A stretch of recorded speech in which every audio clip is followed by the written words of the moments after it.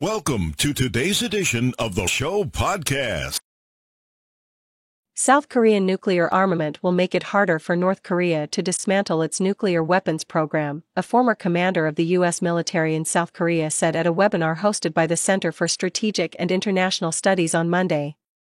A growing number of South Koreans see nuclear armament as a feasible option amid stalled nuclear talks between the U.S. and the North, which have yet to narrow differences over which steps to take first between denuclearization and sanctions relief. In January, Pyongyang reaffirmed commitment to a nuclear buildup.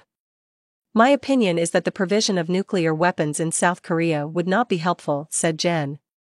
Vincent Brooks, who retired from active duty in 2019. "I think that it would further solidify North Korea's lock-in on their nuclear weapons, which stays reticent to yield in the first place, to give up in the first place." Brooks said China and Japan would not welcome a nuclear South Korea because the change affects power dynamics in the region. Beijing is trying to wield a greater influence, while Tokyo attempts to counter that with U.S. support.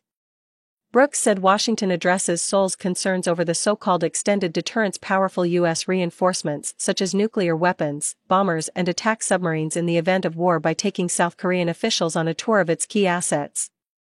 But it doesn't become universal reassurance. It's for the few policymakers who are actually able to be exposed to it, and we hope that they would provide a contrarian voice to those who would seek to pursue their own nuclear capability in South Korea, he said.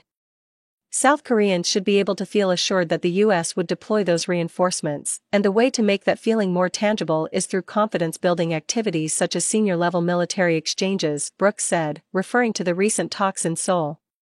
The previous week, the U.S. Secretaries of Defense and State met with their Korean counterparts to discuss their North Korea policy and global initiatives. The U.S. remains fully committed to the defense of the Republic of Korea, using the full range of U.S. capabilities, including our extended deterrence, Defense Secretary Lloyd Austin said, using South Korea's official name.